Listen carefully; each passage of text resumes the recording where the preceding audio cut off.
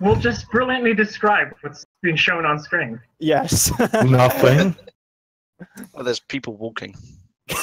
Yeah. One of them appears to be wearing feet. the national soccer team shirt. It's that one guy who used to have a really nice mustache. Bentley boys. Hello, everyone, and welcome to very much an experimental version of the podcast today.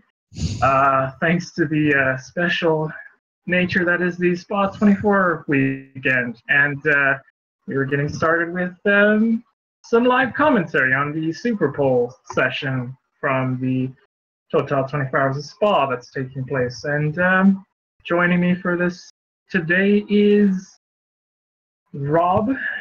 Hi. And also our friendly Pigeon. Hello. And yes, the birds are tweeting and so can you. And also I think Pensa, possibly. I'm not quite sure yet. Hi. Oh, there you go. That confirms his existence. He does exist. He does exist. We have found him. Yes. Our toucan overlord is here. I'm with you. And with us, yes, indeed. Surprisingly. He's decided to grace us with his presence. It's because there's Grass the racing team involved, I think. That's why. No, it's just because complaining is involved and I like to complain a lot. Yes. More on the More on complaining that later. Later. Yes, after some actual racing happens. Yes. And now we have the roller racing BMW out on track now. Yes, and Nicky Katzberg has just come out the pit lane exit. It's just heading up Radion right now. And the stream is lagging. Nice. Row Racing, number 99 M6 GT3. Oh, yep, there it is. The first one to set a lap for superpole. Yeah. Or on his way.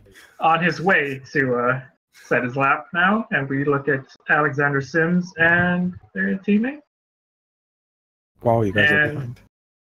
Philip slowly- Peng, I think that was. Was that Philip? Oh, yeah, you're right. It was Philip. Yeah. Bit dusty on track.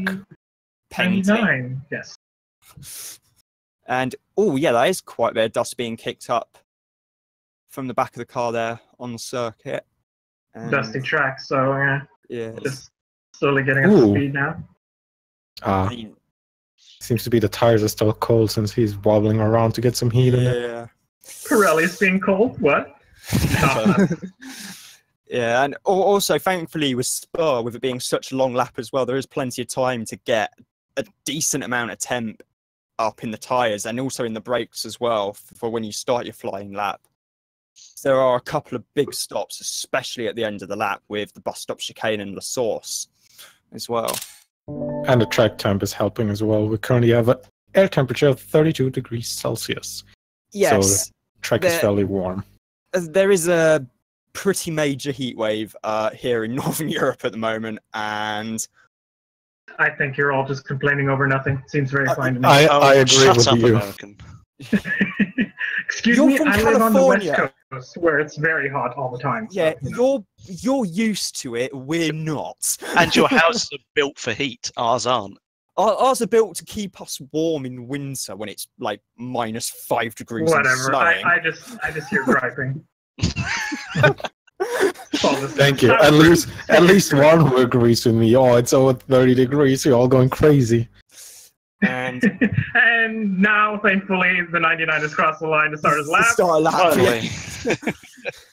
heading on the brakes into the hairpin at La Source. Slightly wide there. Ooh, yeah, it's a little bit wide on the exit from Katzberg in the row racing BMW M6 GT3. It's coming Up a Rouge. down the hill towards Eau Rouge and then up through Radion. The right-hand bit there's Radion. Second car already coming on track, it seems like. Yeah. Frank Pereira. Franck Pereira Ooh. in the Grasser Lamborghini car he's sharing with Phil Keane. 40.050. 40.050, so 260 kilometers an hour on through the speed trap on the no road. bit of dust going off there. And more dust being kicked up They're from Marsha's didn't do a good circuit, job. I think. I think it's because of the high temperatures we've had here in Europe that have caused the tracks to be a bit dusty, I think. You want to mention that again? Just slightly, maybe. And we go on board on the run downhill into Puon. And really quick double apex. Left-hander with plenty of You must be slightly ahead of my tarmac stream. runoff. I think I might be, yes. It's nothing new. I had to stop the stream because I was so far ahead of you guys. Wow. What is the time on your 24:07. 24. Oh, I think I'm ahead of you then, because mine's just at 23:58. Mine's just on 24:0 now, 23:59. Oh, 104.215 through sector 2 for. Well, That's purple sectors are to be Yeah. expected because he's the Wow. first car up, so Yeah. don't read too much into that. Yeah, it's not the fastest we've seen. But the BMWs were quick in the build-up, though. Hmm. Oh, this is true. Here we go. Here we go. Coming out through the bus stop. Coming out Coming the bus out across the line, and it's Oh. a 220.239. 20.2. 220.239. It's an average of nearly 100 an hour average. And now we have Penta's favorite, the number 82. Second favorite. Second favorite. Well, it's a GRT car, so yeah. And Franck Pereira is really on it there. Using all of the track. 40.298, 104.285. Slightly slower. behind. Yeah. It's not for a lack of trying, though, because he's ringing everything out of the Grasser Racing Team Lamborghini Huracan GT3 as he comes up to Blanchemont there. And it's a good Coming into the exit. bus stop. 257 kilometers an hour. It's the bus stop. Yep. Oh, much better line through the bus stop though than a BMW, I have to say that. Yep. And this looks like it's going to be And across the line with a 225. 20.4, but a purple in the final sector. Hmm. Just 3/10 slower there, so he's second now. Now we have the first McLaren. Ooh, it's purple. It's It's purple sector in the 1 with first 39.7. With Combe Ledger behind the wheel. That's a bit of a mistake there. Just seen there in sector 2 from the Frenchman. Green in sector 2 with a 104.2. It's gonna depend on how well the Frenchman nails the final sector in the garage 59, entered McLaren 650S, possibly the last year for the 650S here at Spa, as it will be replaced for next season, I think, with the 720S. Let's hope not. You would think it will be, yes. Through the bus stop chicane. That looks pretty tidy, in fairness, there from 219. Ledger, and it's a 290.8. 8. First 162.4 kilometers an hour. So the first 19 second range. Skatsberg And probably not the again. last either. There's Katzberg there. Second He's lap for Katzberg. he's Ooh, down at the Katzberg moment. is slow. Yeah, he's off. So he won't be getting pole here. No. Nope. Definitely not. 20.4, that's slower. Still beat Pereira though. Improved on number the sector 17. 3 time, but still slower. 17 Audi, which Green in sectors 1 and 2. and it's not telling us who's driving it, which is It's Daniel Serra. thanks, Daniel Serra. Possible P2 here. I think he's still quite underrated in a GT3 car, Daniel Serra. Just GT car in general. Given that he's all let's not forget he won Le Mans last year with Aston Martin, and he comes through the bus stop. The Audis were also looking very quick this weekend as well in the build up to this session, and it's a 20.3. He goes third quickest, half a second down on the fastest time set by Combe Ledger in the McLaren. And Combe Ledger's also just gone fastest in the first sector again. So now we're looking at the 66 car. 66 Audi. 2 green sectors. 40.158 and 104.537. 66 Audi of Attempto Racing for Peter Skirthorst, Stein Skirthorst, and Jamie I Green. think you'll find that that's Schothorst, I think. Oh, sorry, Skirthorst, yeah. The 17 Audi, which was being driven by Daniel Serra, he's sharing with Marcel Fessler and Stuart Leonard. The 58 McLaren of Combe Ledejar, he's sharing with Ollie Pilar and Ben Barnacote. And oh no, that wasn't Philip Eng in the Row Racing Garage. That was actually Jens Klingman. And Oh the yes, of course. 82 Lamborghini sees Pereira, Phil Keane, and Rolf van Nyken. Another fast Across time. the for line, you. 66 with fourth, and Fourth. across the line is a 58. And Purple he's sector 1, fastest. purple sector 3, and he's fastest again with a 2:19.5. 2:19.5. Good speed for the. Still not a Around fan of 59. that livery. Way too busy for my liking. We have Here two comes cars the under purple. investigation for their pit exit time. Cars 17 and 14. Ooh. 17 Ooh. and 14. There's the Lexus RCF car. So the 14. Lexus that just came The out. Lexus is the Marco Seefried, Christian Klein, Albert Costa car run by Emil Fry, Lexus Racing, and the 17 Costa is the the WRT, It's the Daniel Serra Audi. the Daniel Serra Audi, indeed. And Bit it's, slidey. Out with a bus stop from the Yeah, number just a 14. bit. that was a fair bit of opposite lock there. I think it's Costa behind the Two- wheel. Yes, it is. Ooh, that's a bit slidey. Yeah, you're right. Yeah, 221.0. there's Christian Klein. Only 6th looking in the fastest. garage. That's a surprise, actually. Then again, they have been, I think, pegged back slightly in the Well, BOP this is true. Yeah. after last time out at Le Castellet. Yes, the very first mention of BOP. Yeah. And Won't be we've the got last the mention either. Man Filter Mercedes AMG green sector time so far in both Is first and second Mortaro. sectors. This is Edo Mortara Ooh, sharing green in with sector 1 answer. Gary Paffett and Renger van der Zande, who we're quite familiar with here on GTHub through his IMSA exploits. And it's on the Just being the brakes now. GT races as well, yes, yeah. Is quite a good looking exit there for 2:20.7. Mortara. Kind of bust up, and he goes 6th fastest on a 2:20.7, and now we've got the. He's got to try and improve on his own 2 minutes 20. A lot of people really Second improving lap. their their sectors.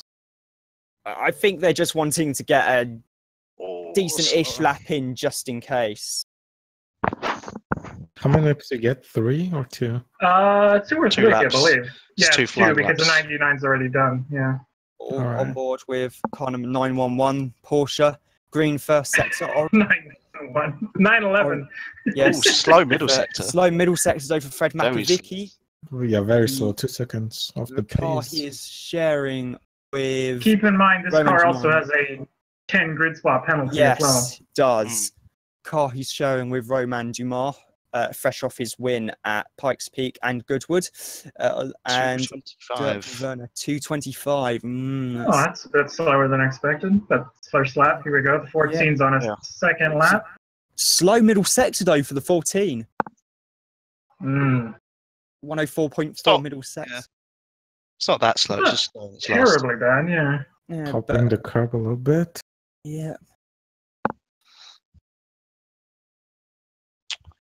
And Albert Costa will come. 220.6. Let's go 6th fastest there from Albert Costa in the Emil Fry Lexus Racing entry. And Edo Mortara, they're using all of the track And a little bit more. and a little bit more coming out of Fania. just using all available to him. Always faster.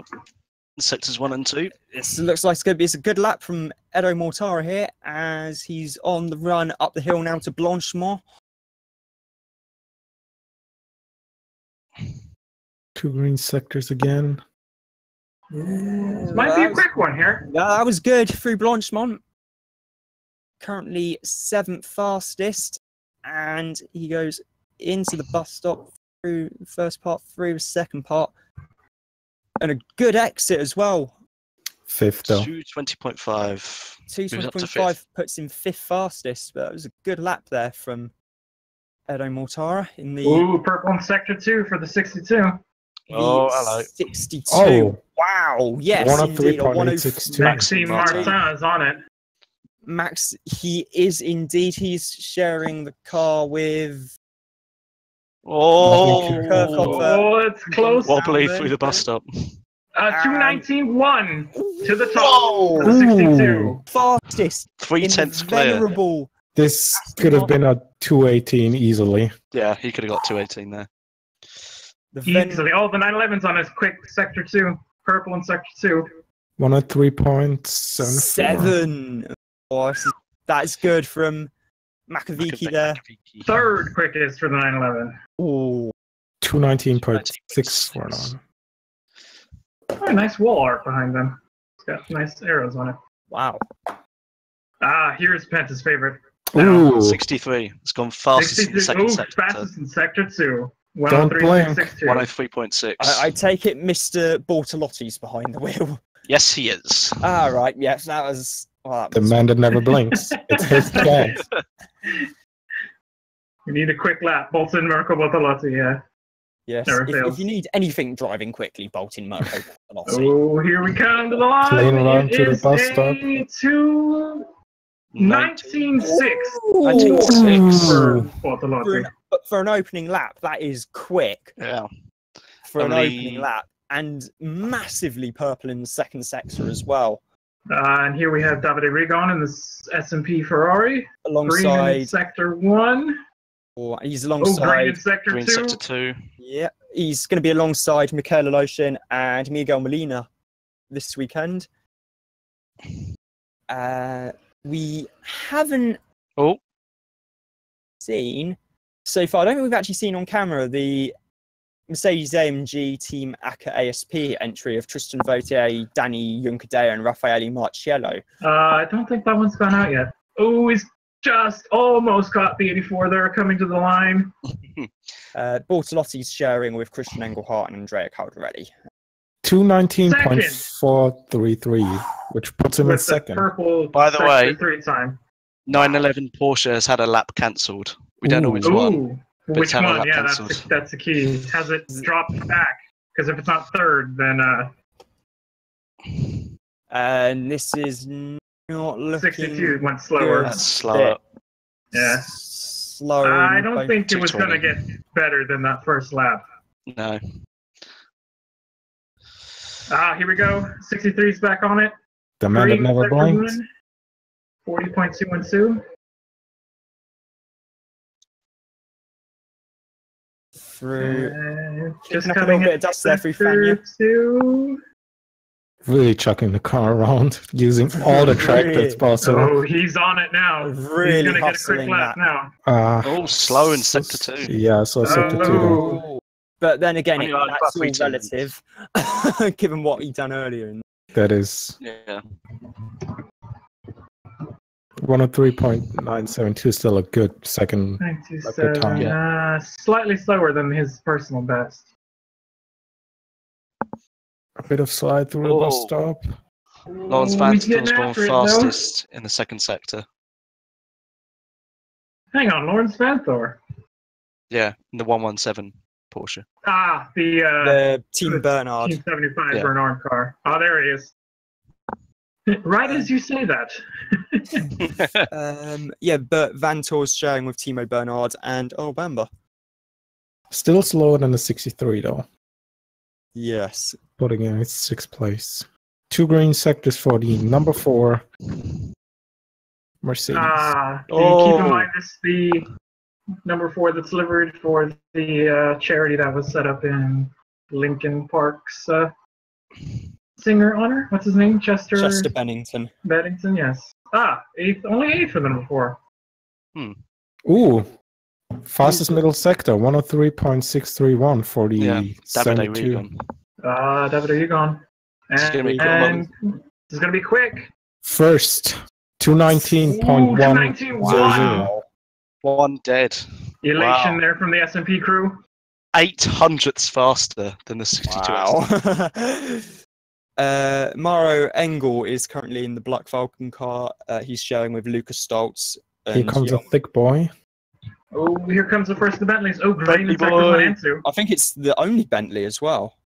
Yeah, number 7 had issues in Q4 yesterday. Ah, Yeah. so the 8's the only one in it. Okay. Yeah. So Maxime it's Soule. There we go. Maxime Soule showing with Coming Andrew in lap Big John Grill 1. again. 2:19.7. It's not bad. Puts him 6th quickest at the moment. He's on his start of his second lap. It's only 9 thousandths behind the 63 Lambo. Wow. Not bad, really. Yeah.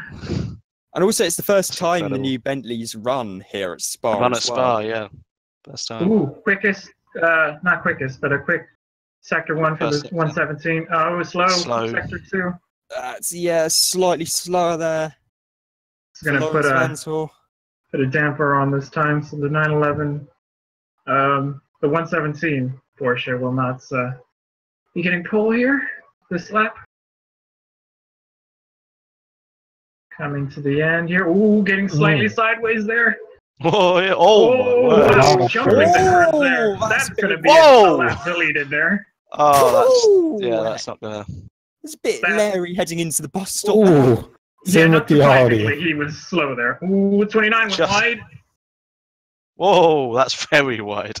Kelvin van der Linde there. Third That's quickest for the That's 29 gonna be Audi. deleted though. third quickest, yes, but also quite some way from the actual circuit there, I'm afraid, for the Number elder of the 4. van der Yeah. Linde brothers.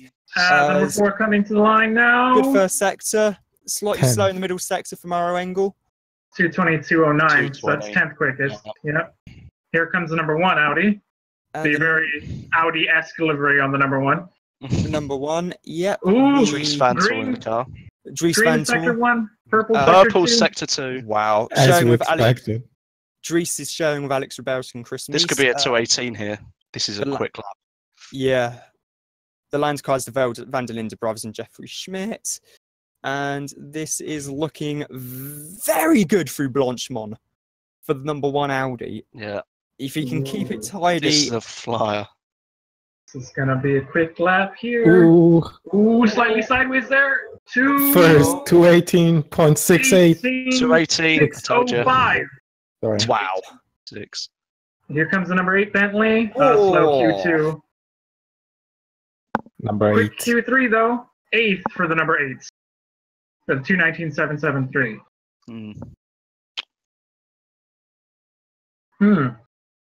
Audi guys seeming very unhappy with that lap. Not very happy there.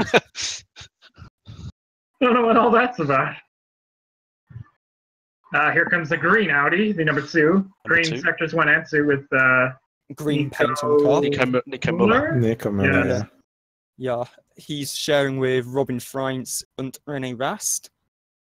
Can we come to the end of the lap here? Dries Van Tor's gone Flashing quicker light again in slightly. the first sector. Oh, wow.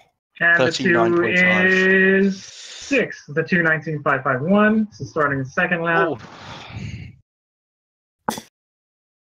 Number 29. Ooh, slow Q3 or Q2. Or there we go. Oh, he's slow now. Yeah, he's gonna be no better than 4th. Yep, 4th for him. Yep. Not a bad lap though, all things considered. And we still yet to see the number He's third. 25 and the Number 25 is on track now. Green in sector 1 and 2. The number 25, I don't know who's driving that. That is Marcus Winkelhock. Can't stop the Dankeschön. mental hog. Yeah, indeed. He's Through the joined by chicane. Chris Haster and Fred Verviche in the Santalok car. Ooh, he's on a good lap here. Of course, Santalok being the team who won last year, and it's Only indeed- 6th for the 2:19.515. 2:19.5. Could have just been a banker lap though for I think that was his first lap. So yeah, you're Yeah, probably right. still quite a quick lap. Purple sector for the number Ooh, 1 purple Audi. sector 1. It's slow in second. slower. This might It's be all a relative. here. Still 103.4. Yeah, we say slower. It's all relative at the end of the day. And that's position 1 for him. 2:18.578. It's an improvement. He's got even faster. He's gone faster. He's Somehow broken through gone into the 18 second faster. barrier. And now here comes the last car, the 34, green in sector Here we 1 go. and 2. The 34, the It's a bit Philip slower. Eng. Philip Eng, Christian Kronius, and Tom Blomqvist. Peng. Peng. I just realized that's what you had said earlier. I was like, oh, Peng. Yeah, it makes sense now. The Austrian lad. And across the line for the 34 with, 7th, 2:19.517. So he's got one more lap here. From Nico Müller in 3rd down to Philip Eng in 8th is 0.151. Oh, hang on. I'm going to stop you there because number 2 has just gone green in sectors 1 and 2. And Didn't improve. Oh, there you Never go. mind. Your Never statement still stands. Yeah. 1.5 tenths runs from 3rd to 8th. Wow.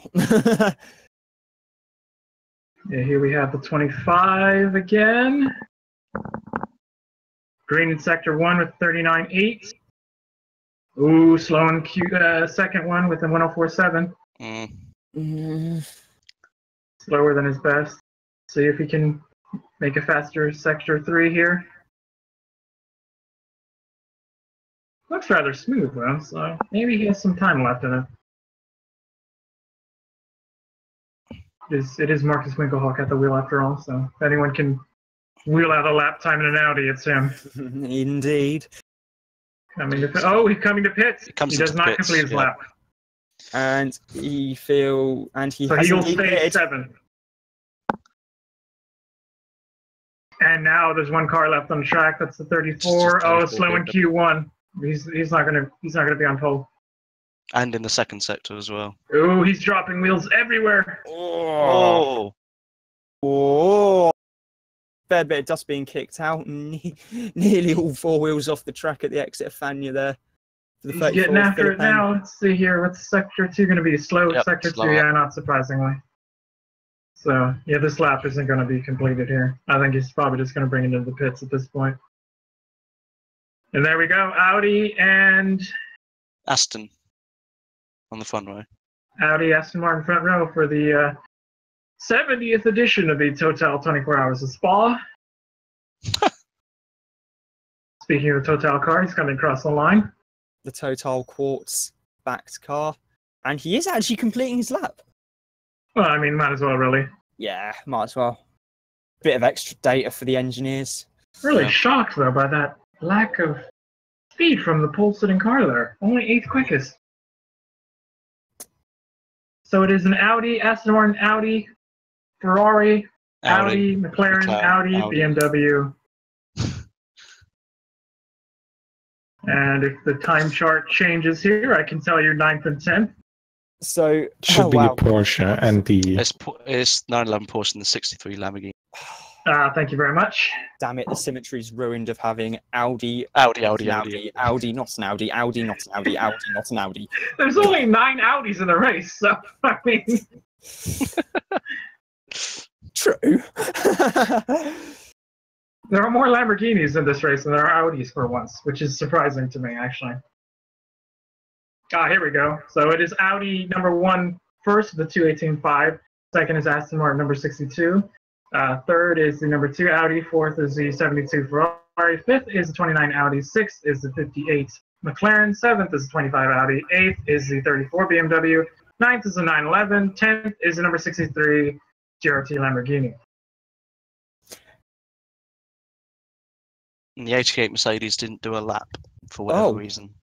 Wow, so that explains what happened to the ACA ASP run car of Raffaele Marciello, Danny Juncadella, and Tristan Vautier then. That explains why we never actually saw them on track, right. Solves one of your questions there? Yes, indeed it does. Oh, no, that would be just too much, Kazuo. No, please. Definitely not a 24-hour podcast for the race, no. Because that would be unbroadcastable. that would... 88 crushed in warm-up. That explains why they weren't out then. According to my source. Yes. 88, that is the S&P Mercedes, isn't it? That's not It's the the ACA. SMP car. The It's the ACA. ACA SP car is the one with Marciello, Votia, and Juncadea in it. Ah, okay. The proper ACA car then. Because there is an ACA ASP Mercedes fielded by or rather an SMP Mercedes fielded by ACA ASP. There you go. Yeah, for Vitaly Petrov, Denis Butalov, and Michael Meadows, I think. That's the number. Excuse me. Bless you. Was you? It's one of the 80 cars. Here we go. The highlights now. It's on board with the 62. Bit fuzzy there, coming out of the end.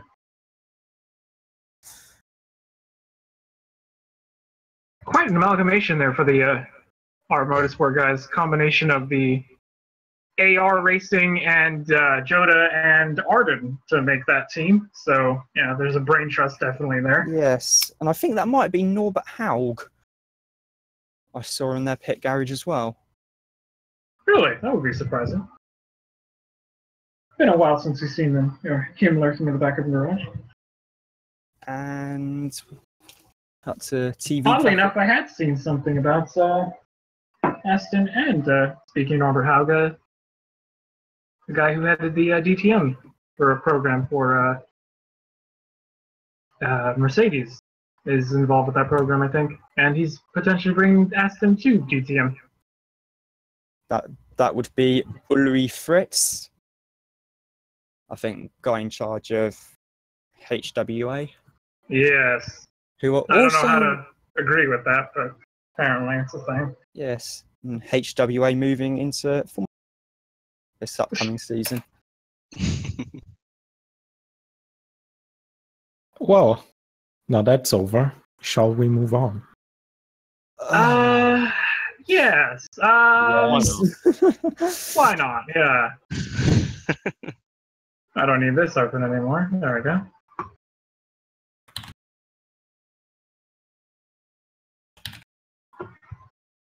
Actually, I'll go back to what I was doing here.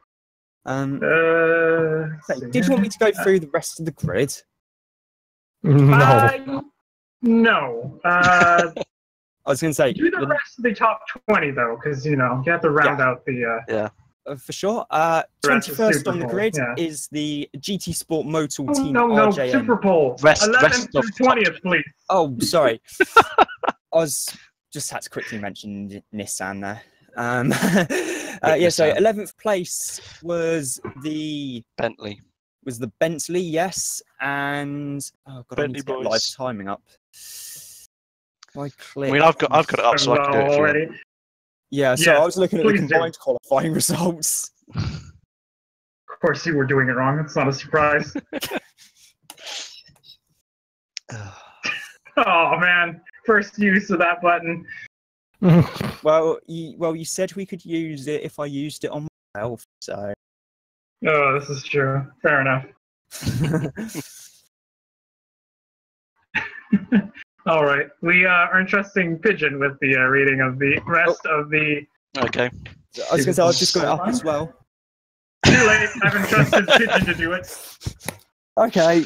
Right. Okay. So in 12th, we have the 117 Porsche, driven by Lawrence Vantor. In 13th, Daniel Serra in the 17 Audi.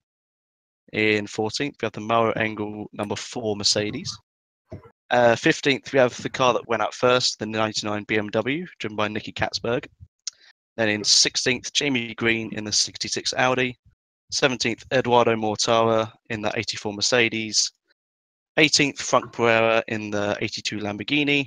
19th, Albert Costa in the 14th Lexus. And 20th was the 88 Mercedes that never went out because apparently they crashed, according to Penta. According to stuff. Blame him, not me if it's Blame wrong. stuff. Everyone Hashtag has- blame stuff. Everyone has their sources, apparently, according to Penta. Actually, I got it mixed up. Yeah. See, Yes. that makes the top 20. Hmm. There you go. That completes the Super Bowl. And, well, where do we begin now? Should we just go through the presentation? Yes, let's go through. Oh, boy. Let's go through the the presentation which Stuff very kindly put together for us. Oh, Thanks, you mate. know what? I'm gonna let one of you just start because Okay. yeah. Shall I start then? Yes. Okay, Yes. the SRO Press Conference. The SRO Organisation Plus Series. Oh dear Now me. we have here a pyramid of stuff.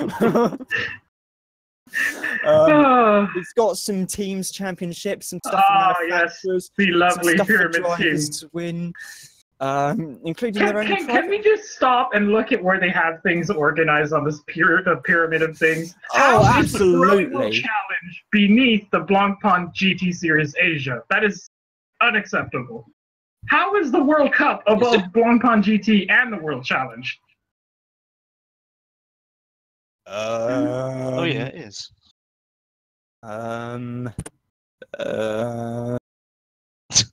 Get up. Do you not know how to look at a picture, Rob? It's No. No, I'm simply trying to make sense of this. Oh, see, now That's that never makes gonna a lot happen. more sense. Well, there you go. Now you're in my shoes. Yes. Yes, we are trying to make sense of What even is at the Whatever. bottom? curbstone track Curbstone track events. events. Oh, yeah. What is Hold on. that? Hold on. Track days? Hold on. There's a thing called Google. They have a track day thing? Yeah. It's like sports cars, I guess. I'm using this thing called a Google at the moment. So, okay, there's curbstone track events at the bottom. Then there's the Ultra Car Sports Club and For, like, GT1 yeah. Sports Club. LaFerrari XX, your P1 GTI, your Zonda Revolution owner. Right, so, okay. Two cities So- that More don't money than mean sense. anything. Yeah. Otai showing his wealth and letting his cars race on track because he can. That's basically what that whole bottom row is for, yeah, just for him to have a Yes. track day. Because if you're rich, you can make whatever you want. So he made track days and a class to let his cars race, I Jesus guess. me. Oh, of course, above that, there's the Blancpain GT Sports Club, which is another pointless series for old people and their GT3 cars. And then we got the GT4 European Series, which is Also pointless, yes. well, not really that pointless. And then we got the British GT Championship, which is definitely not pointless at all, but still not quite as popular as British Touring Car Championship. No. According to this ranking of things, it's very pointless compared to the GT Nations Cup, a thing that doesn't exist yet. Yet. Yes, if you're wondering what the GT Nations Cup is, think of it as kind of like what A1GP was. For those of us with longer memories, we remember what A1GP is. But if you're a little bit too young... Wait, so if you're saying it's the A1GP, then that means this will fold in 5 years' time? Excellent. Yes. And then, for some of our younger listeners and viewers who might not know what A1GP was, it was basically different countries entering identical Lola chassis, I believe they were, and racing them. And then above the FIA GT Nations Cup, we have the Pirelli World Challenge, United States of America. No. The correct World Challenge. Thank you very much. And then above that, we've got Blancpain GT Series and Blancpain GT Series Asia. Then we've got the FIA GT World Cup. Because football, boys. No, Because see, football's the coming home. difference- No. The difference is the FIA GT World Cup is the one that's at 2021. Macau, and the one that's actually the World Cup with GT cars that has pros in it. The Yes. Nations Cup is supposed to be for semi-pros at some other track that isn't Macau, because Possibly- logic, I guess. yeah. And they're also held at different times of the year, because also logic.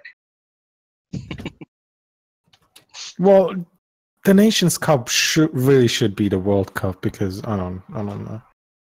Well, you see, that's because you have sense. That's, Someone hire me. No. Steve, you No, have this too is much common motorsport. sense. I was going to say, this is motorsport. There's far too much common sense in. I do apologise for having to use those words, but yes. And of course, finishing up the top of the pyramid is the Intercontinental GT Challenge, which may or may not be the only series going forward. Give it time. Yeah, I was going to say, give it time. The next slide is showing the SRO's global racing presence, along with some Global racing presence.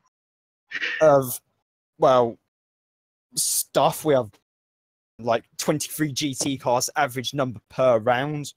This is all just pointless nonsense put in to lengthen out the conference. You can go past this to zero. It's just stroking Ortelli's ego. They've even got the updates to their social media footprint from 2017 to 2018. America. Yeah. What does that mean?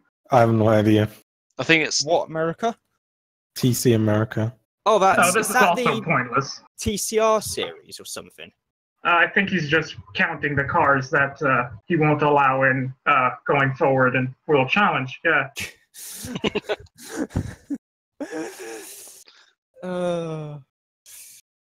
Yes. Skip past this nonsense of Yes. graphics, please. Come on. Yes, please, because No one knows what that means. Just some No, circles. Just some circles, And numbers, and some stuff. Over here, there's some series. There's a Bathurst over here in Australia, and over here's Suzuka, and then over here there's the GT World Cup, which And over nobody here's the knows where Bahrain that is. GT Festival. the what? The Bahrain GT Festival, VLN. Here we go. Now there's IMSA over here. The good series is over here yes. in North America. TV Correct. distribution, yes. All geo-blocked in this region of North America here, as you can see. Yes. Subscribe to Monotron on the Man. Man, $5 a month. How about no? I was going to say, how about no? How about no? Main Because it's event. inferior. Oh my god, the main event! Wow! Yes! Yes, the Suzuka 10 hours, formerly the Suzuka 1,000-kilometer Super GT race. It's now The good race, yes. Now it's been eaten by SRO to die a slow and painful death. Don't worry, it'll be a Super GT race again soon, within a couple of years at this rate. Please. Please. Hopefully very soon. Doesn't look like it has a good grid though. Former 1,000-kilometer event. It's now 10 hours. It's part of the IGTC now. As And everything is. yes, as everything is. Soon everything will be IGTC. Soon we will all be one thing. Even Formula One. Yes. 35 to 40 GT3 and GT100 cars. Because GT3. Prius. Actually, no, because of Miku. the BRZ and the 86 mother chassis cars. Ah, yes. Of course. Yes, mother chassis. And Miku. And now that we said that, we should move along before we summon someone. Yeah. Yes. Yeah, 25th to 26th of August, by the way. Yes, that's the next event coming up after Spa. Should be interesting. And after the Suzuka 10 hours, we have the... Oh, don't worry, is it? There we go. The GT4 Sprint Cup. Final, yes. Dash Hockenheim. Dash Wait, 12. what? In October. What? Yes, this is just for the final. Oh, for Nice. fuck's sake. Yes, it's on the support bill for the equally pointless Deutsche Tourenwagen Meisters on the Grand Prix circuit at Hockenheim, 2 40-minute races. Wait, so this is a standalone event that has nothing to do with the GT4 European Series. I think it has something to do with the GT4. Made for European. GT4 cars. I think this is Fine. just the. I think this is just the final round of it. Yeah. Yeah, it's a finale. Right, It might okay. be a combination of the German series, European series, and the French series, but I'm not sure. There was a German GT4 series? Or there will be. I don't fucking know. I don't listen to this man. He's crazy. I was too busy having lunch at the time. Thankfully. So you did actually something productive. Yeah, Yes. you and Pigeon did something productive while I was busy beating my head in trying to understand the idiocy that came out from this press conference. Yes. This isn't even the worst part to come, Oh, but no, yeah. Oh no. This is absolutely bliss, this is. You have And a then- very strange definition of bliss, but okay. Oh, compared to the rest, this is all relative, mate. Come on. Alright, fair Yeah. enough. And Next next slide. up, we have Oh, the look. California 8 hours at the track formerly known as Master Raceway Laguna Seca, now known as WebTech Raceway Laguna Seca. Laguna Seca. Okay, yes. Sorry, my bad. That looks like California's 0 hours. Just That's saying. what I was thinking. It does I was look like, a what bit does it that, say? And it's The also, graphic needs a bit of rework. I love the fact they're saying it's the only distance race on the West Coast when that is clearly What not does that true. mean by the only distance race? I'm pretty sure. Every They race meant has a endurance. distance. They meant endurance, I guess. Yes. Yeah. But there's French to English That's not translation. even true though, because there's a Thunderhill 25 hours. Exactly. You've got the 24 hours of Le Mans racing in California as well, I think, at Sonoma, perhaps, I think it is. Yeah, but that's lemons. No one cares about that, really. Yeah, well, there's a Thunderhill 25 hours. End of discussion. That's bigger than this race. Yes. It actually, Is yeah, Thunderhill is by bigger than entries. this race. Full out, yeah. Only distance race? Maybe like that it's, The only distance race which far they away. run. I mean, granted, if you're looking for somewhere far away, it is pretty remote, yeah, but I mean, just logically, that makes no sense. The only distance race. But yeah, there's supposed to be 30 plus cars for the California 8 hours at the end of the IGTC season on the 26th and 20th of October. And don't stick a pin in that date because it's just going to change, because why not? Yes. And next up, we have the FIA GT World Cup from Oh, someone Macau. kill me.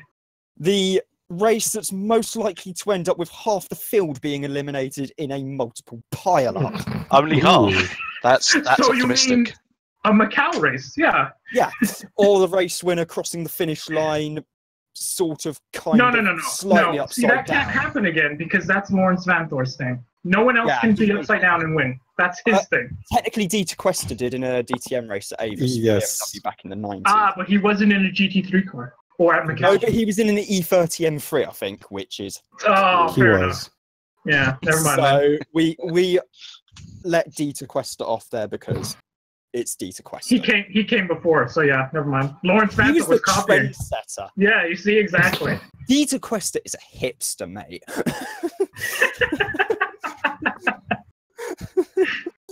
But yeah, another pointless slide with just stroking Stuff.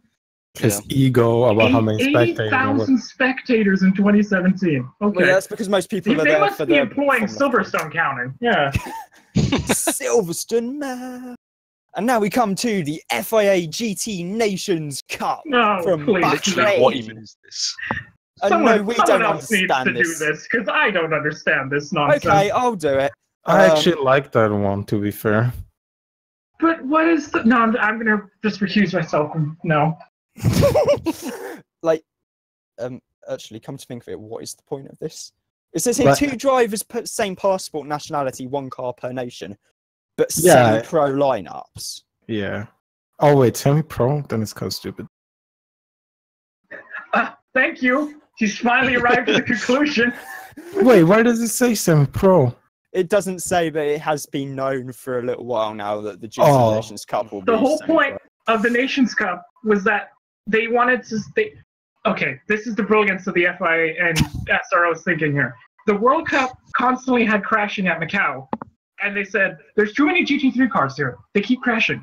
You know what we'll do? We'll make it only for pros and get rid of the semi-pros. What happened last year? There were only pros, and they crashed. It's not the semi-pros' fault that they're crashing. It's the fault that GT3 cars tend to crash at Macau because Macau is a small track.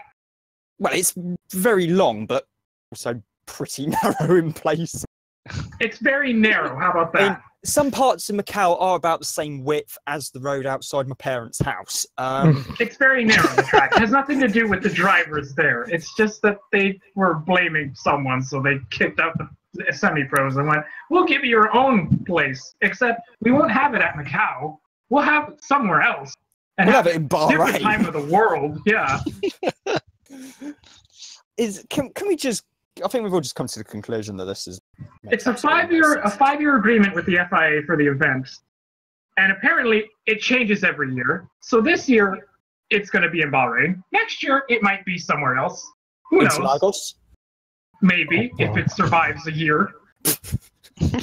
Or they just go to their year in Europe. And actually, come to think of it, whereabouts in Europe would you actually have a race at the end of November? Oh, wait, Spain or Portugal. I think you hit the nail on the head there. It's going to be someplace where it's warm. So it's either going to be entirely in the Middle East or it's going to be in Spain somewhere. There's only one car per nation and 2 drivers of the same passport nationality, which kind of makes sense because it's, one car per nation. But then again, that doesn't make sense. I found a flaw with that. What if you happen to be dual nationality? You'll have to pick. You choose, yeah. Which would kind of make things complicated, because if you don't have a racing license for your other country, you're probably screwed. Yeah. So. Oh my god, this is making even less sense. Did it make any sense to begin with? No. There are 24 to 30 nations represented, all selected by the national ASN. So that's another thing that's going to be a fight. Everyone's going to say, "Oh, I want to do it." No, I want to do it. Pick me. I'm the best semi-pro driver to be on this. And also, these semi-pro drivers might also have quite a lot of money, so it will end up going to court, and then neither of them will end up racing. Well, I mean, that's probably better than actually having to fight out seeing which one is the best semi-pro driver to end up at the back of the grid. Oh, actually, no. Come to think of it, because they're racing for Liechtenstein or something. No. You know what they're just going to do? They're just going to put a bunch of silver-graded drivers in who happen to be professional drivers. I suspect it's probably the ban gold drivers and let in sneaky silvers. Yeah. Oh god. As part of a GT festival, together with the inaugural SRO GT4 World Final. What even is a GT festival? It's for GT4 cars. It's a stupid thing in Bahrain where they're putting GT cars together because logic? I don't know why. Yeah. Also, you know what? That cup thing is. Exactly. Yes. That is the second use of that. More on that later. And that's not the last use of that in this episode, probably. Dearie me. We were going to talk about the IMS around from Lime Rock. No, this is we're not going to have time for out that. the window. Yeah. That went out to the window about halfway through this press conference. I mean, it's not a bad idea entirely, Dan, but, it's the SRO. They're gonna ruin it. The idea is good, but the execution is gonna be terrible. And they've also got a next slide. GT3 series. It's coming home. It's coming home. We didn't say when football was coming home. We just said it was coming home. We didn't specify. 2020. It's coming home. Or 2022. God. This is more exciting than football's coming home. Actually, if football's coming home, then surely that means the GT Nations Cup's coming home as well. No, because you guys would lose that as well, because they're only allowed one car per nation. Yeah, we'd lose on whatever their equivalent penalty shootout is. Let's see here. Total cars running globally in 2018. Yes. There's 311, and Mercedes has 57, Audi is 52, Ferrari 47, Lamborghini 44, Porsche 29, BMW 18, Martin 13, Nissan 11, Honda 9, all in America. Yes. Because they're not Hondas, they're Acuras first.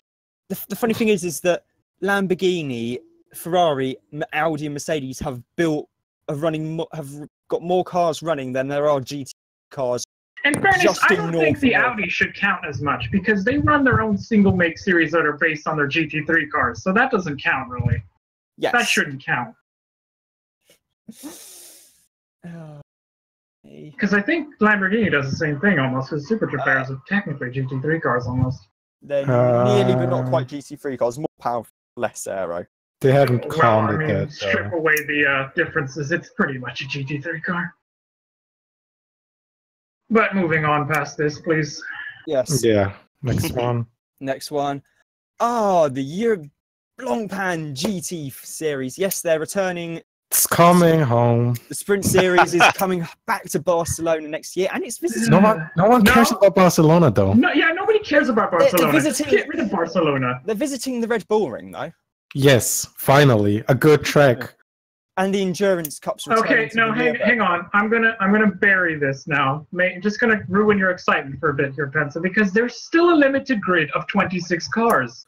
Yeah, but you know. Quote, reduce the risk of accidents and stop the pendulum effect with ADAC GT, Masters.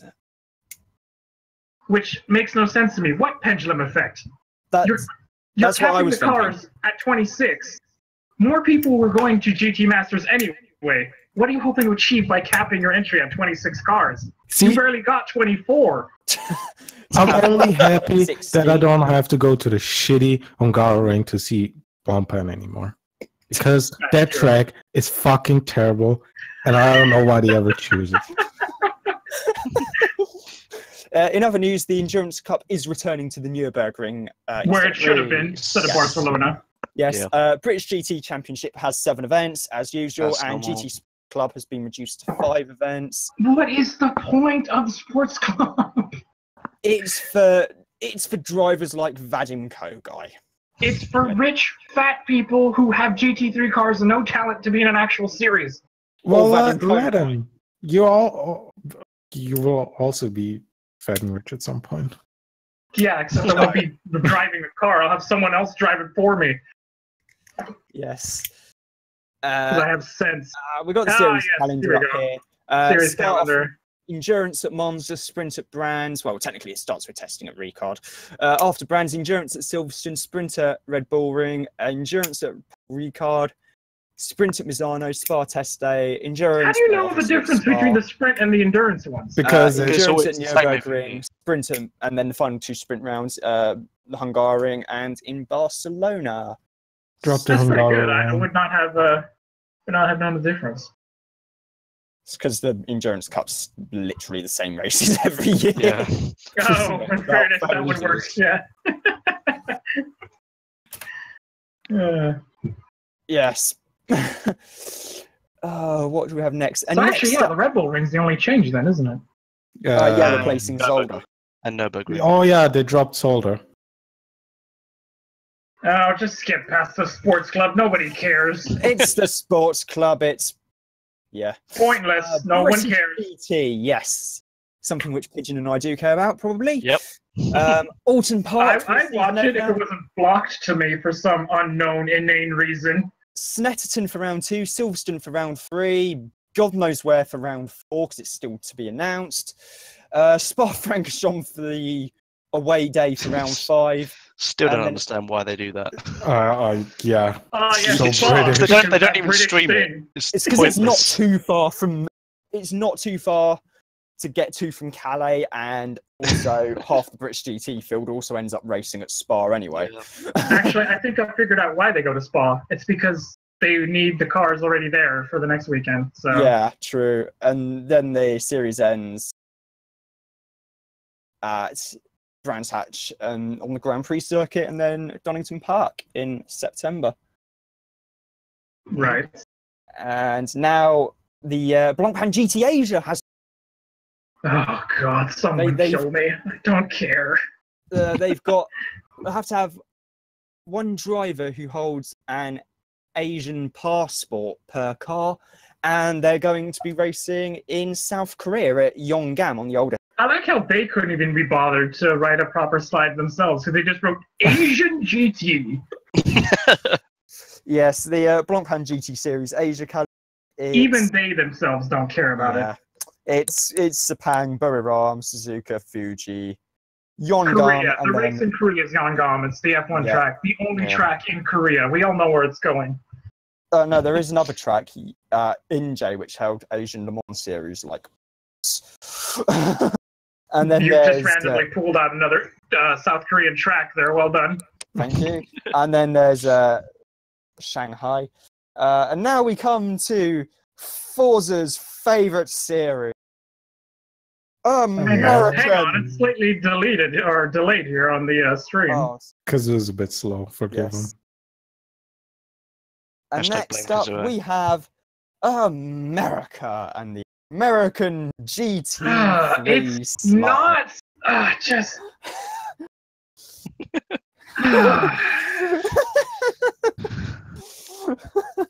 Where do we even begin on this, honestly? I'll read out what the slide We had 10 races, which is what we started with this season, Sprint and Sprint because it was X. fine. Well, Sprint X and Sprint. It was divided. There was 5 Sprint races, there were 5 Sprint X races. Now they said, we own the entire series now. We're going to make a lesser calendar with less races. But more track time. But it's not a sprint race. I know, which is what beautiful, frankly. 7 events on the best and safest circuits. Drivers like to race. What drivers like to race. Avoiding the high risk. How can you have a World Challenge calendar without Lime Rock on it? I know. And they're even better, they're introducing a grand finale.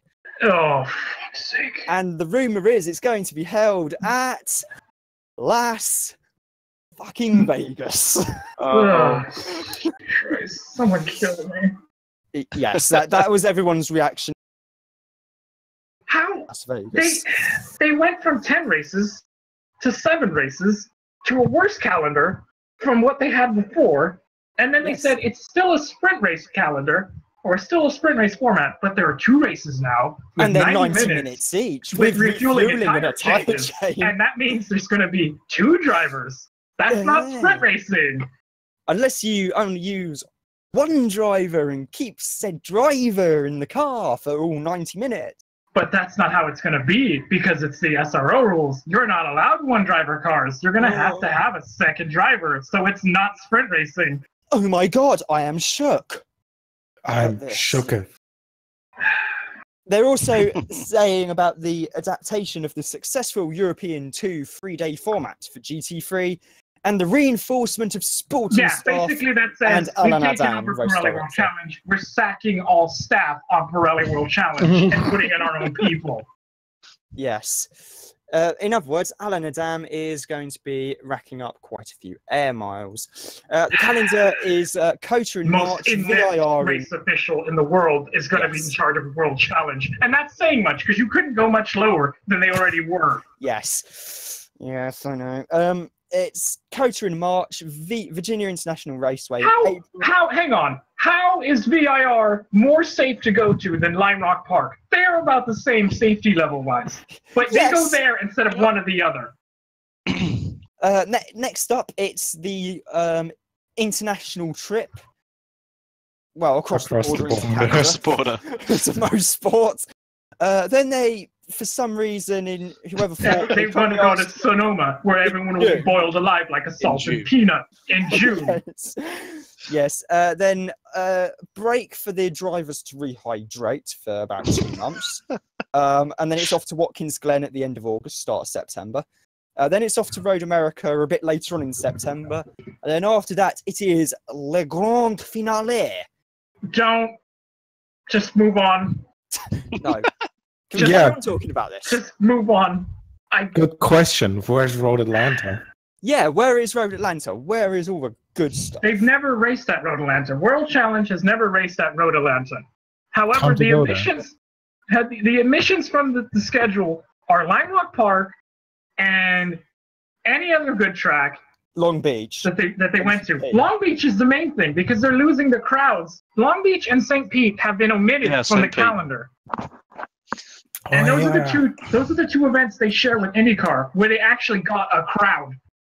Yeah. And they're not on the calendar. I can guarantee you, the team owners of World Challenge didn't come together and say, oh, you know what, we want a calendar, but we don't want the ones that have crowds. Hold on, is that some tumbleweed I can see just drifting past slowly? I can't go to Long Beach anymore. I don't understand. No, you'll just get to have a longer IMSA race then. That's what this is telling me. That must mean when we see the calendar for IMSA next season, next weekend, next week at Road America, that we're going to see a longer Long Beach race, because GT is gone. Or we could have the Can-Ams back. Or IMSA's going to be rubbing their hands for that one. I mean, I can't believe this. And also, the key bit is the fact that if you notice the logo for World Challenge, it's changed completely because it has a different name. Pirelli GT World Challenge, America. It's all wrong. All sorts of wrong. Parentheses. Yeah, it's bad. All sorts of wrong. And actually, the GT logo looks like it was stolen off the back of a Ford GT. Maybe they did. Maybe they did because they don't have a Ford. They should be suing them for patent infringement there, or logo infringement or something. Yes. Moving on. GT4 because more. Oh, series. for fuck's sake! Another stupid thing. Come on, Continental Tire's good. Yeah, except that's an IMSA. Yes, and that's true because it's IMSA and therefore it's good. The same stupid graphic with how many cars they had. No one cares. Blah blah blah. Blah blah blah. Including the 2 Jaguar F-Type GT4s that run in British GT. Not sold to anyone, so I don't know why they're included in the graphic. Neither are the Panos. Because it's built to GT4 specifications. Not a customer car. I know, they just wanted to make it look more popular, I think. Make it look like there's more cars. GT4 European Series extended to 7 events, 5 sprint, and 2 endurance 3 hours.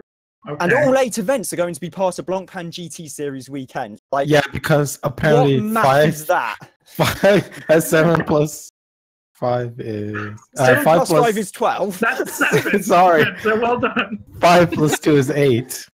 I mean, it was all number wang to begin with anyway. But well, according to SRO, 5 plus 2 is 8. No, that's Silverstone maths. Come on, we all know that. No, there's 7 events, but I think the final is going to be the stupid World GT4 Bonanza thing. They have a DTM finale at Hockenheim. But it's DTM, no one cares. Yeah. There is a new series to be launched in Germany under franchise by the ADAC, and the as to be expected. Yes, and the Central European series is no more. Wait, what series is no more? Central European series. Oh, you mean the thing that had no entries to begin with? So yeah, did anyone actually notice it was there? No. Anyway, the GT4 European Series calendar: Monza, Brands Hatch, an endurance race at Paul Ricard, then off to Misano, another endurance race at Spa. Hang on, there's an endurance race the weekend before Spa.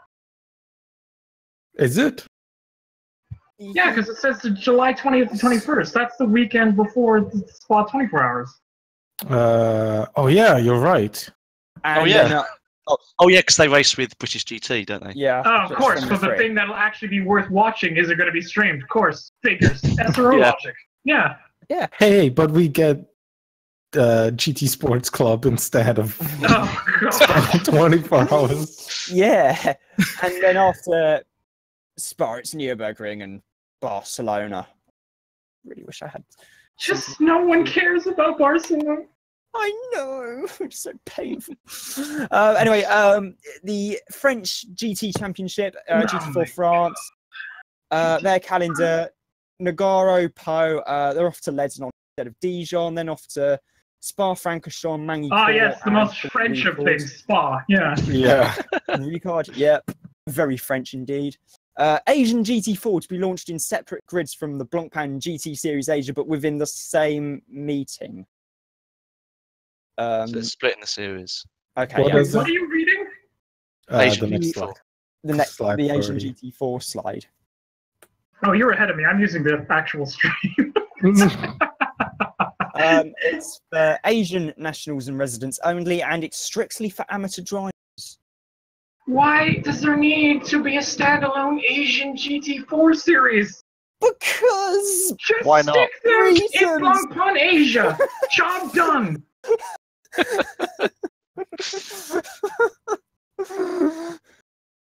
Who knows? They're strictly limiting them to AM drivers, and they're going to have their own series. So that means there's going to be a grid of 10 cars because it's only got AM drivers in it, and it's only open for Asian drivers. Just stick in a Blancpain GT. Stop making separate classes that will die in about 4 years' time. 2 years' time. Well, I'm just being generous, but I actually was think gonna it only say- lasts for a year and a half. But there you go. I'd say that is awfully generous of you to be saying 4 years' time. Oh, yeah, well, goody. We've gotten to this bit. The thing that is GT4 that isn't GT4. American GT4/GTS, restructured around 3 distinctive series.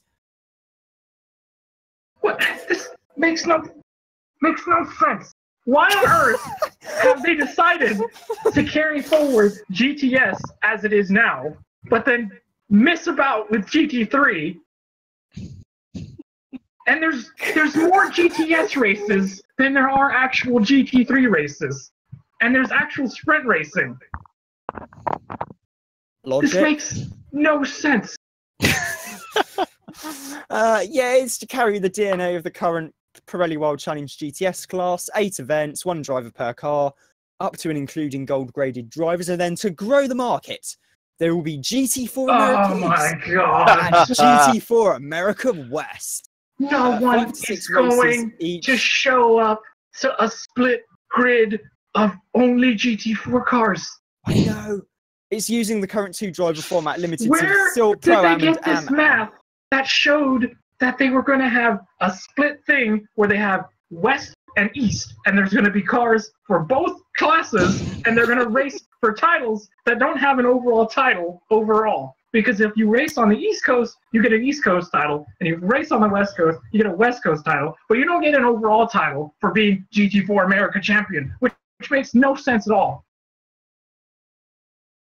And there's only 5 to 6 races each, and half of them are tracks no one's going to go to. And they're only limited to Pro-Am lineups. Yeah. The GTS Pirelli World Challenge starts actually at St. Petersburg. Oh, for fuck's sake. Of course they split off the actual good race and gave it to GTS.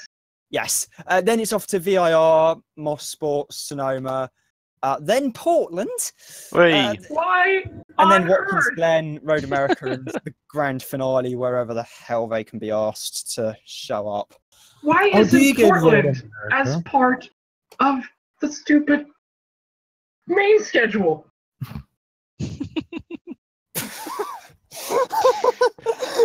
Who are they supporting by themselves? That makes no sense. No one's going to turn out for an individual GTS race on the 13th and 14th of July, because that's the Rose Cup weekend that weekend, and no one's going to show up without any GT3 cars, because they're the main cars. Oh my gosh, I've just seen the GT4 America West calendar. It's beautiful. Yep, it's Palm glorious. Springs. California. Just the entirety of Death Valley. California. Sonoma. Yeah. Yeah, they might as well just name it the GT4 California Series. Yeah, because that's all they're going. Is it How does Palm Springs, California? Yeah. Okay. Oh my god. Really? Portland's in, I want to say Oregon? Portland is Oregon. the only bit on that schedule Northwest. that isn't in California. This is pointless. A pointless calendar is pointless. What does even California, May 2019 mean? Where are they going? They don't even know. Just the entirety of California. They do a loop. Just go around the state border. Cannonball See, Run actually, I would style. watch that. That would be interesting. So would I. From north to west. Yes. Sounds like a great race, North to actually. east. So, Revival of the Millimania. Worst comes to worst, they'll probably just go to Fontana. north to south. Oh, someone fucking kill me. GT4 America East is Petersburg, VIR, Mosport. Hold on, that's Canada. Well, at least someone's going to Petersburg. Yeah, Watkins Glen and Road Why America. are they sharing St. Petersburg with the other one? Why is the other one just, they have 2 series going to St. Petersburg, but they don't have the main series going to St. Petersburg. Oh god, this is beautiful. This And now we makes come no to- sense as a calendar. Oh dear, here we go. And we've just, Here we go. and I've just got to the best news of all. It's the main event. The main event. The cherry on top. Oh, this is like making a nice cup I of just give Yorkshire up. tea I'm gold. not. No. Perfect. No. By Forza. No. By Forza. You Forza, can it's been discuss nice it knowing amongst you. yourself. I'm not going to say anything because this is pointless and it's not even what it is. He's It's physically just- walking out. It's just.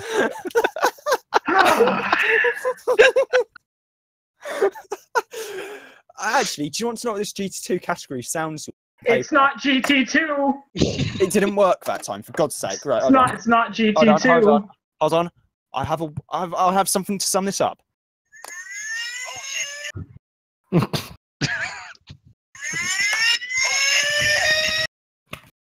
Yes. Brilliant. That works. It worked second time around, thankfully. Yeah, the GT2 category. The reasons why SRO are claiming we kind of need it to fill the market gap in price and performance between There GT3 and is GT2. no market gap. Exactly. Class exclusively reserved for true supercars. Well, I don't know how you define that. Who defines that? Yeah, GT4 concept applied to more powerful cars, offering amateur drivers cars with less downforce and more power because, like, what can possibly go wrong? So they're harder to drive for the Yes. amateur drivers. Wait, Yes. wait, And to wait. I reinforce didn't see that bit earlier. This is only for AM drivers? I think Hell so. yeah. Yeah. Oh, yeah, What? mate. You're expecting AM drivers to handle 700 horsepower cars Yes, With of less course we are. downforce than with less GT3 cars. downforce than a GT3 car because Right. it's built on a GT4 car, but it's If not a you- GT4 car and it's not a if you- GT3 car, and it's not a GT2 car because a GT2 car is a GTE car. If This you had makes 700 no sense whatsoever. I know. If you had 700 horsepower in like the GTE cars, that would be understandable because at least with a GTE car you have. Hang on, you're the describing a downforce. GT4 car. Yeah, apparently there's a gap that needs to be bridged in his mind What because- gap? He's fucking What? retarded. Bloody gap! because he likes sports cars so much. This man is crazy, man. This He man, took too many Stefan trips to Vettel Belgium. is retarded. Can I just point out to you, he was in charge or involved in 1999 when GT1 was a God. thing, and GT1 died, Hold on. and they had to revive it through the ACO's actual trying to save it. But no, here we are repeating history again, literally 10 years later. Yes. In the meantime, can we have a quick moment of silence for the GT1 class? Early 1990s, mid to late 1990s. Rest in peace. Rest in peace. Yes. They also want to reinforce standalone GT3 grids with dedicated AM classes, and What is allegedly the because point? they want to safeguard should GT3 cars get too expensive when getting closer to GTE specs. They also explained how they're going to do it.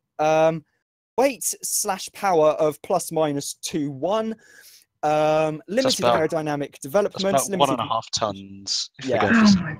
It's Limited just a sort of, modification to road car shape and no modification in engine and gearbox positions. that's a GT4 car with more Yes. power. Yes, they So say that's they a want. GT3 car. Just make a new GT3 car then. Yeah, exactly. Yeah.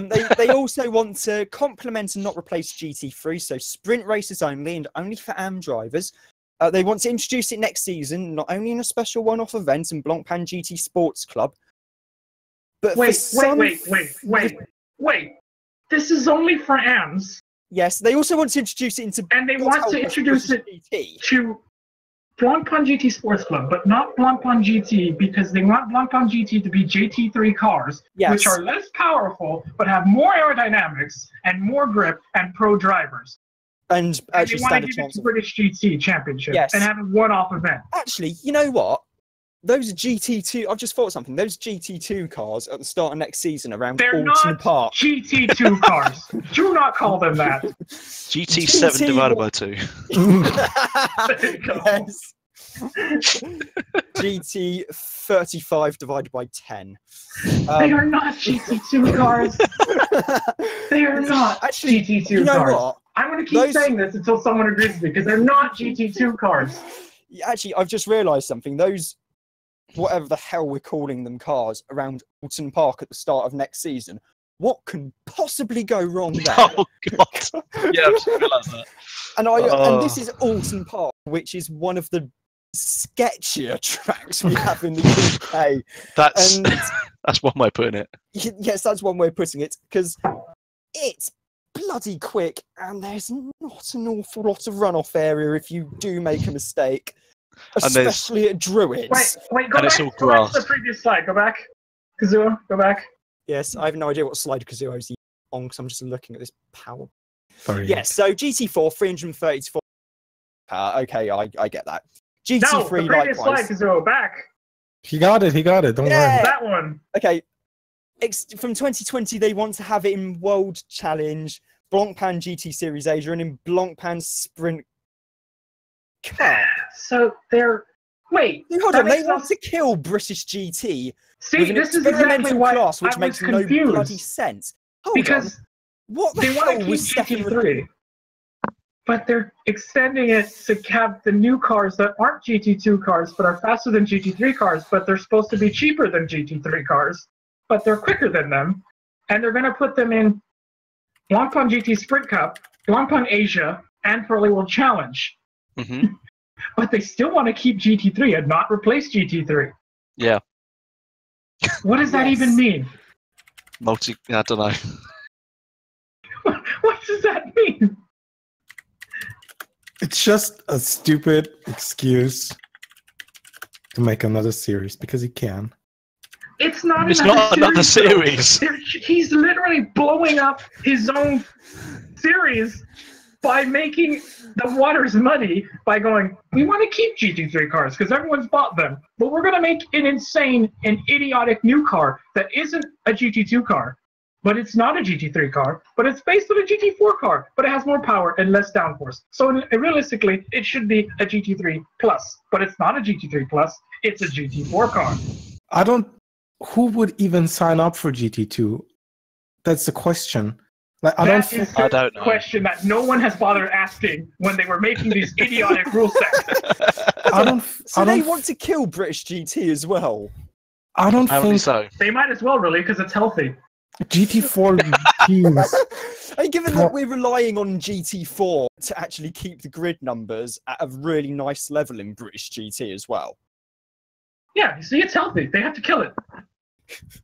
But why would a GT4 team say, "Oh, let's go to GT2, which is the same car, just No, more"? because the AM drivers in British GT are successful business people and actually have a modicum of common sense and would be like, no, I do not want to drive a 700 horsepower beast of a car with sod all downforce around bloody Alton Park. I think Stuff has actually hit the nail on the head here at this whole point. Who in their right mind is going to build a new car for 2019 to this No one. idiotic rule set when GT3 is still supposedly where manufacturers are supposed to be? And they're going to build new cars. Yeah, we got the new Porsche coming next year. We got a new McLaren coming as well. Exactly. Who's buying or building this stupid new car that makes no sense on paper? I don't think he talked about this with manufacturers. He just did it, and he's like, This was a fever dream he had one night. Just went, I have a brilliant idea. I will manufacture GT2 cars because I don't like the ACO, and so I will steal GT2 and make not a GT2 car. But like I said, though, if they'd actually applied those sort of power figures, though, because, okay, so the power categories, okay, GT4, 330 to 480 horsepower, okay, that makes sense. GT3, likewise, 480 horsepower to 560 horsepower, given they make sense given the relative amount of downforce the cars make. GT2, the downforce of a GT4 car with at least 640 horsepower, going up to a meaty 700 horsepower. I mean, okay, if you were running that kind of power in a GT car at Le Mans, happy days. Yeah. Can I just point out, 700 horsepower is what they were pinning for the LMP1 non-hybrids, right? Yeah. So the official quoted figure I've seen for the Rebellion Gibson is 665 horsepower. That's the official quoted figure from the start of this season. But I think the Bicolis is claiming around 700. So that puts that into perspective. They're going to be as quick, as powerful rather, as a privateer LMP1 car. It's going to make as much power, almost as much power as a privateer LMP1 car, but not have the downforce or the professional drivers in it, or the grip to get the most out of it, or the brakes, or the brakes or anything because it's going to be a GT4 car as its basis. Yeah, but Yeah, here but it shows it looks like a better car than a GT3 car, but it's not. So how does that even make sense? See, it makes no sense when you look at it on paper because it's not based on a GT3 car. Because it's not better than a GT3 car, but it's more powerful than a GT3 car. But it's supposed to be a GT4 car that's supposed to be raced by amateurs. I don't understand it. It makes no sense. I found something that does make sense of it. And actually, that's quite appropriate because that's the GT2 class. Oh dear. And right, should we just move on from that? GT2 is supposed to be slower than GT3. Yeah. Yes. But it makes more power. So then what is the point? To have a bridge between GT4 and GT3.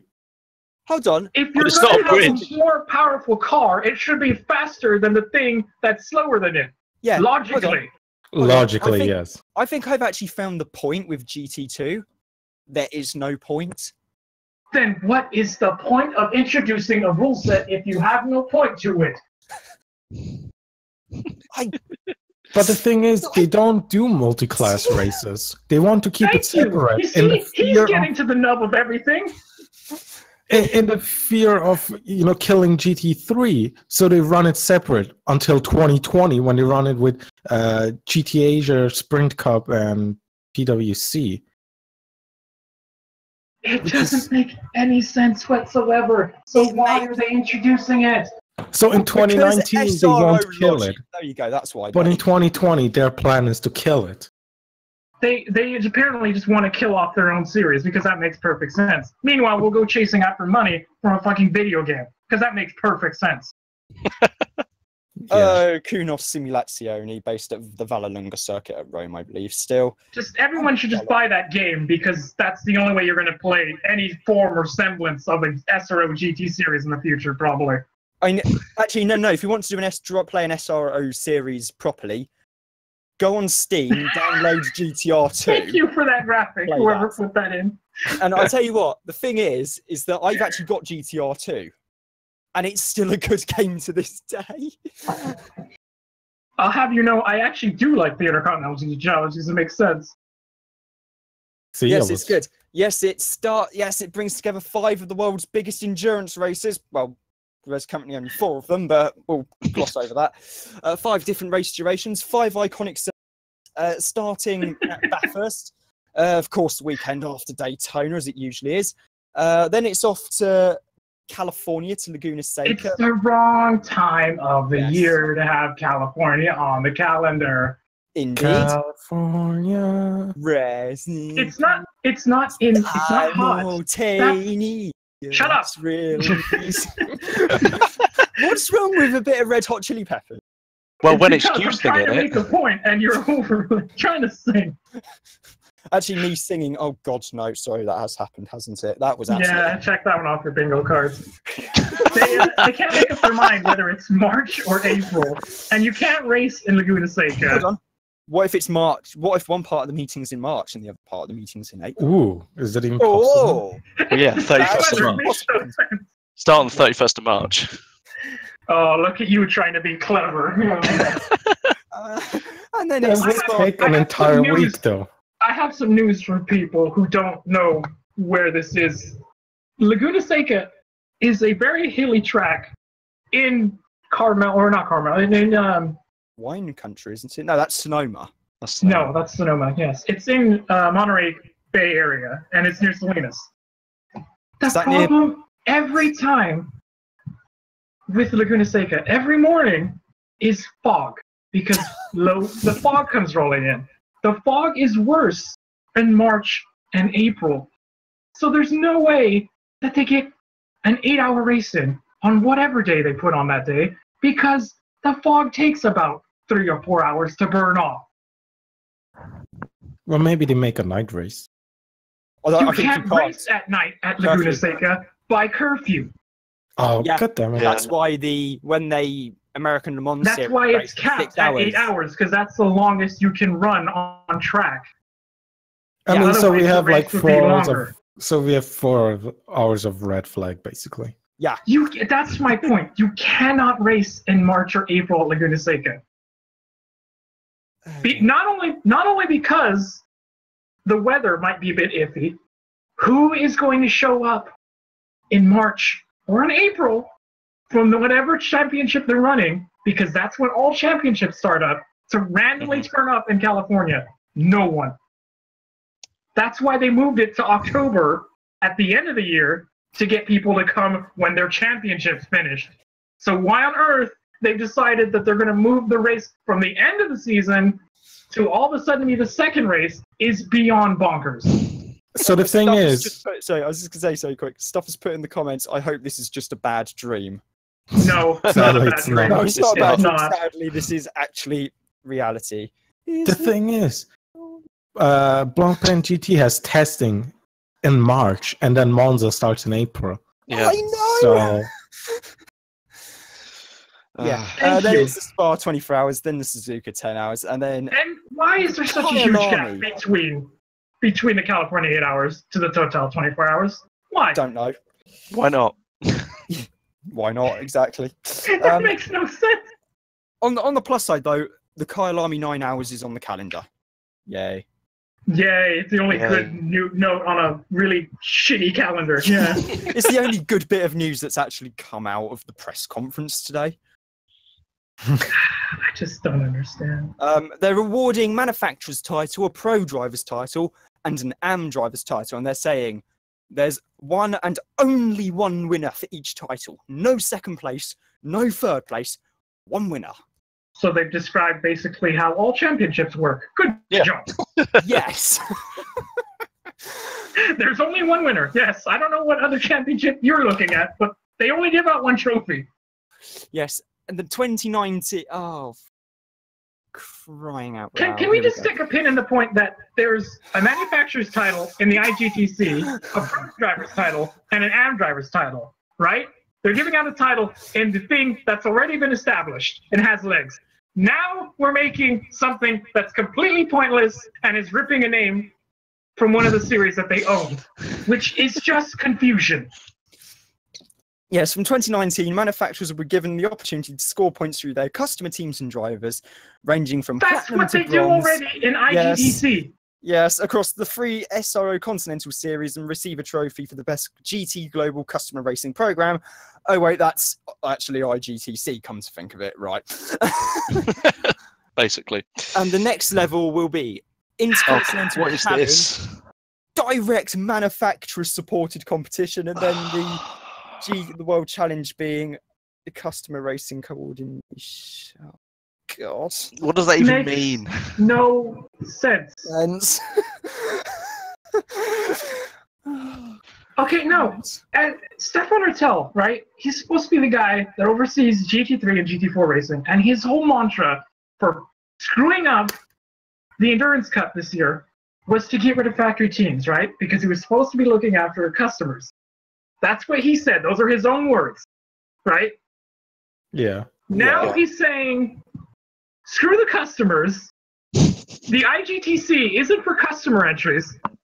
It's only for manufacturer-supported entries for the IGTC. However, we're going to make a world challenge for customer racing things. So therefore, we want customers to have an effort in these regular series, and those series will contribute points to an overall pool, where we'll get another trophy for a thing that you're already doing in IGTC. Can we just come to the conclusion that the vast majority of what we've mentioned tonight makes absolutely no fucking sense? He simultaneously has created a series that makes itself redundant by having a series that already does the thing that he did, and then he makes separate series that weaken the series that already exists, because why? Because he Someone can. give me the answer here, because I don't understand it. Because he can. Because too many people say yes to him instead of no. I just and he's give up. already killed GT1 twice, technically, with what happened back in 2011, 2012 time. Wasn't really GT1 GT1 in World. fairness. Well, you had the GT1 World regulations for with the Nissan GTR, the MC12 DBR9, Corvettes, the Matek Full GTs as well, and the Murcielago R. And then they ran out of entries for that, so they had to basically modify some GT3 cars to make a GT1 series back then. So technically the guy has killed GT twice. Has he just come around to deciding that, yeah, it's been a while since I've killed something. Let me kill this. Looking quite healthy. Let's kill the entirety of GT racing. 4 times a charm. Not really, because, thankfully the ACO still has GTLM and GTE that works. So, Ironically, the same people who go, oh, the SRO is brilliant, they go, oh, the ACO is just messing up with GTE. You're going, hang on. One of them actually has a set of regulations that actually works and has people wanting to be there. But, I don't understand it, nor will I ever understand it. Makes no sense whatsoever. I don't think any of us understand what the hell's gone on. Wait, the thing is, are all cars that entered in Spa 24 Hours now direct manufacturer support? They're supposed to be quote-unquote customer entries. Teams, yeah. I would not count some of those as customer teams, in fairness. Yeah, but None it's of not them are customer teams. Well, are you going to argue and tell me that WRT and GRT and all the other ones are not they're customer teams, are they? Really? They just happen to get random cars from the manufacturers themselves all the time. No. By definition, they are not. Umbra Racing are a customer team with their Silver Cup Lamborghini Huracan GT3. Yeah, but those are actual AM entries with AM drivers in them. Yes. Barwell Motorsport, customer team. I'm actually going through here trying to find out customer teams. Yeah, you're struggling at this point. Black Swan. But then again, they've got Porsche's head of customer racing. I'm saying they're a customer team, but they're getting IGTC points for Porsche. Yeah. But then again, with a lineup of Tim Pappas, Jeroen Bleekmolen, Mark Lieb, and Mark Miller. Yeah, that's a team, strong lineup. Yeah. That's a very strong lineup. Can we just admit that this makes absolutely and has made absolutely no sense? No. Actually, no, wait. GTL Racing sense. Are a customer team with their Lamborghini Huracan Super Trofeo. The only thing more pointless than this press conference is the group national cars being in the spot 24 hours. And there's the Speed Lover Racing team's Porsche 991. Oh, dear me. I had my day turning out a lot differently. I thought we were going to preview the spot 24 hours and be happy. No. Yes, God help us indeed. Honestly, I don't understand the point of any of this. Oh, by the way, Stefan Rattel said, I wouldn't have done this about GT2. I wouldn't have done this if I didn't think I had positive feedback from manufacturers that could be interested. Who is he talking to?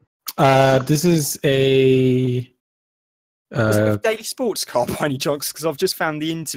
Yeah, with Graham Goodwin. Okay, one of you needs to read what he says, because I need to understand. I'm going to quote Stephen Kilby and Stefan Rattel here. So Stephen Kilby's asking the questions here, I believe. Tell us about the concept of the new GT2 class in the context of GT3 and GT4. Rattel said, the concept of GT4 is to go back to small cars. If you look at the evolution of GT3, it's more and more downforce, it's more race cars. The more downforce on a race car, the more difficult it is for an amateur driver. We see it in the sports club, which has matured. At one point, there was a rumor about GT4 Plus, but if you want to take a GT4 car and run it with full power, you have to redevelop everything. Let's look at this model, and some of these cars can be developed. Mr. Kilby then asked, which cars can you imagine being put forward for GT2? Rattel said, we will see top-of-the-range cars. Stephen Kilby's response, are you talking Aston Martin Valkyries? Surely not. Rattel's response to that was, no, not GT1 level. It's a bugbear. We don't touch that. This isn't hypercars, but the most powerful of standard car ranges, and I think they can be developed into extremely exciting race cars. DSC editor, in brackets, think McLaren 720S or Lamborghini Aventador. I'm more confused by than what I was coming into this interview. Rochelle added, I would have done this if I didn't think I had positive feedback from manufacturers that could be interested. He Kilby just then admitted asked, in his own better. sentence. It gets better. Kilby then asked, just give one example of a car that will be in this. Rattel, I won't because I want you to have the surprise when they are announced. AKA, I won't because there are none. Yes, When He exactly. just said in his own interview he was thinking of McLaren 720S and Lamborghini Aventador. There's more to this. Could you see GT3s being converted into GT2s? I could see GT3 cars being developed. You know, it's a merger between a GT3 and a GT4 with a lot of power. The graph showed the power levels. GT3 is 560 horsepower, and the GT2 will be 640 to 700. Next year, you'll have a pilot race. We want to do a pilot race, yes, with the cars. We are thinking about that. It's not to create a championship after that. It's to reinforce the existing GT3 championships. What? You know, my long-term goal in Britain is separate GT3 He said series. they want to do a pilot race for a thing he announced as a series for next year. Then realized how insane he was by announcing these regulations, and then said, no, we're going to do a pilot race because we believe in GT3 cars. Yes, it gets better. You know, my Rattel added, you know, my long-term goal in separate GT4 series. I'm sure if we had a British GT4 Cup, we'd go from a 26 car grid to 40, but then you'd only have 12, 13, 14 cars on the grid in GT3, which isn't enough. But if you add GT2 cars to it, it could be a good grid. It could be the same in Asia. The AM classes are not there anymore. We want this for the AMs because we have no AMs in the Blancpain Sprint series like that. I know! Yeah. I'm still going. He still hasn't finished here. These cars will complement series. They will become the AM class. They won't be suitable for endurance, though, because of the weight and power. Next year, we won't have many, maybe just a one-off and then a few in the Sports Club and British. From 2020, World Challenge, Blancpain Asia, and Blancpain Europe will get this in the AM class. Stephen Kilby's next question was, how many manufacturers do you anticipate initially at least? Rattel, I don't like to throw numbers, but maybe 3 would be great for a start. I'm talking to a lot of them because commercially it makes sense, but it's not me to say who will do this or not. I think it will be very successful because you have powerful, fast cars, the ultimate track day cars that compete in competitions. Final question, could you see this replacing GT3? No, GT3 is healthy. We have no other goal than to continue developing GT3 as I have 12 manufacturers building them. I haven't hid the fact that I wasn't happy with convergence. If that went that direction, it wouldn't be me, but it would be the market. It's brackets, open bracket, GT2 close brackets, also a safeguard in case, but it's not to replace a healthy and successful category in GT3. End of the entire interview quoted from dailysportscar.com.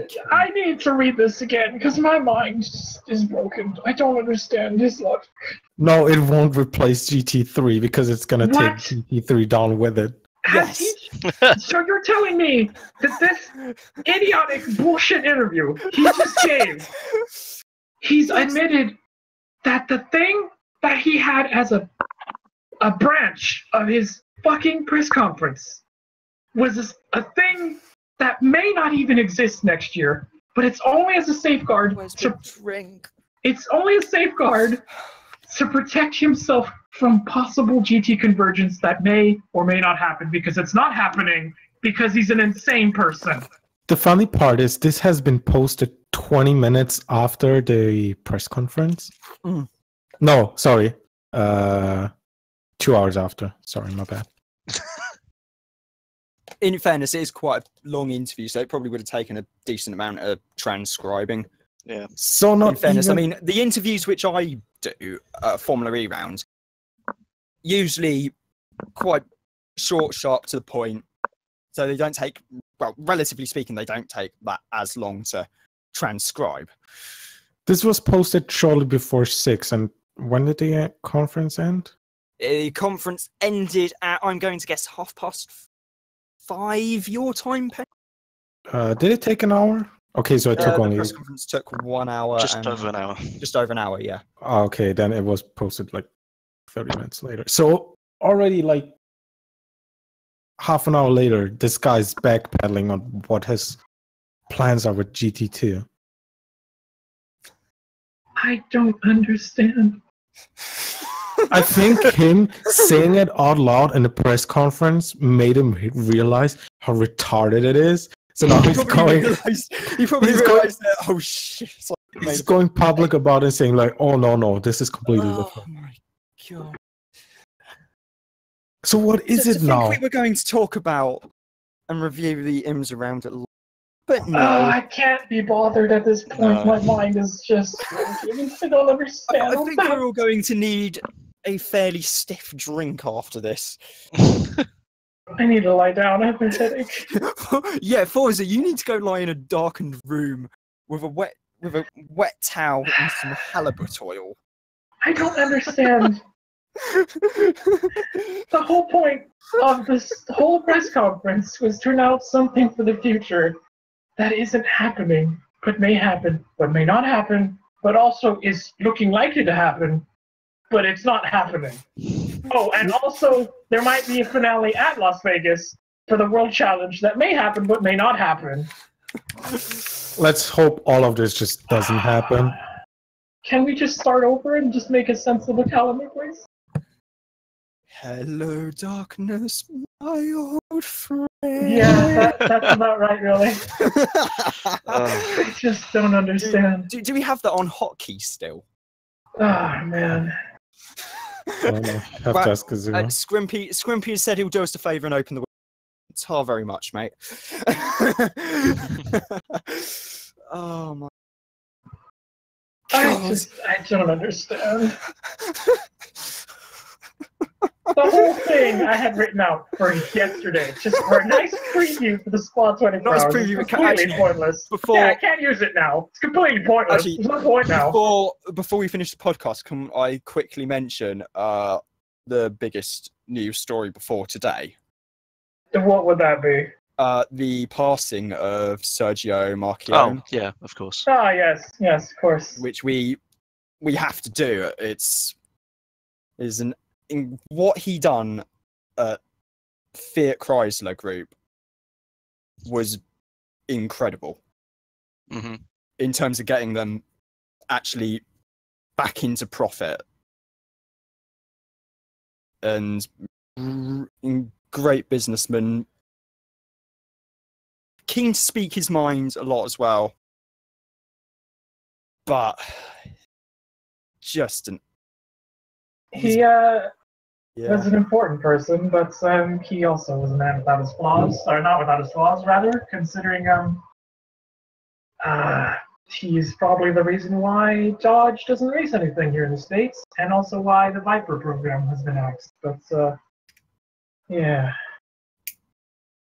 Having said that, he's still a very important figure, and it's very sad that he passed with complications from his surgery, arising from his medical condition he had that was unspecified. I believe all the Ferraris are running with black stripes across the across their hoods, I believe. I've not seen any of the footage from practice, but I do believe this is. I think that's the case because I saw the S&P Ferrari running with a black band across it. So, and I think at